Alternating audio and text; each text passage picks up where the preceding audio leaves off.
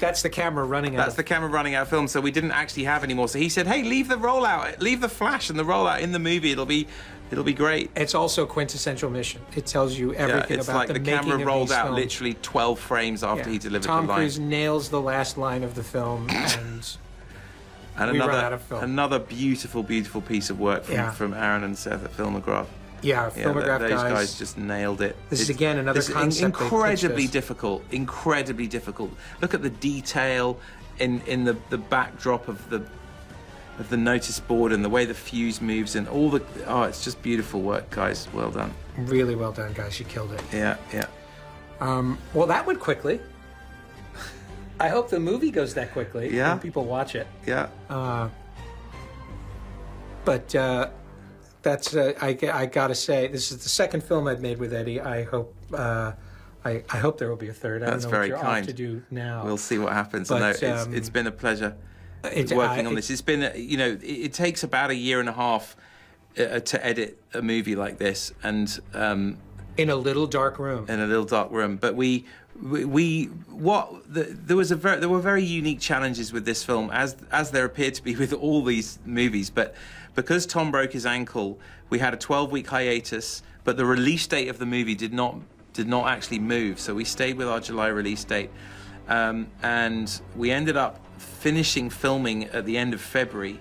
And then we had our first friends and family screening about 4 days after the end, if you remember. Yes. We were editing on a Thursday, and we were screening on Thursday night, and we finished editing.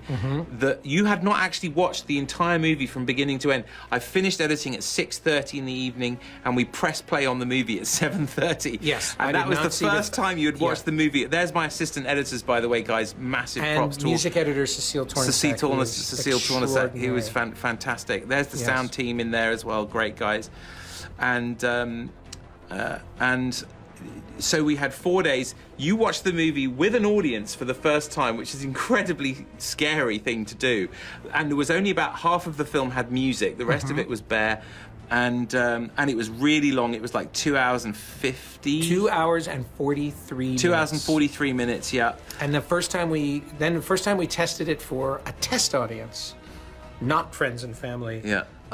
It was only we'd only cut 4 minutes out. It was 2:39. Yeah, that's true. And we could not imagine what else could come out of the movie. It was just like, it was that feeling you have when you put your foot in a trash can and you're just packing it down. Yeah, that's true. And Edgar Wright watched the movie. That's you remember true, we had yeah. Edgar come and watch it, and Edgar said, yeah, the movie's all there, you just need to take 20 more minutes out. Yeah. And we thought, you're insane, Edgar. And sure enough, we cut 18 minutes out. Yeah, we did. He said he was that. He nailed it, yeah. And we did test screenings. Thank you, Edgar. We did test screenings every 2 weeks.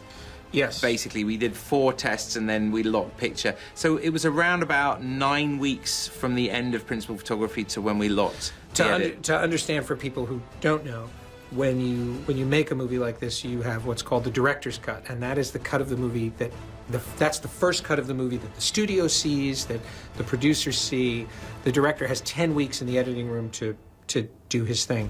We finished the movie. We finished editing the movie with 4 test screenings in 11 weeks. I guess, yeah. It was pretty nuts, but only because we'd had that time in the middle. Exactly, and we could dial it in and focus. And everyone, when there's so little time in post-production, everyone has to be laser focused on getting to the finish line, and decisions get made quickly, and there's a lot of parallel processing. The sound team are working, the music's working, the visual effects are working. Everyone's going full tilt to get the film ready.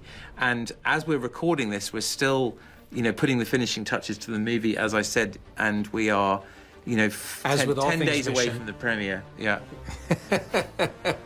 we are always just about to cut the last wire, and we have 2 visual effect shots left. Yeah.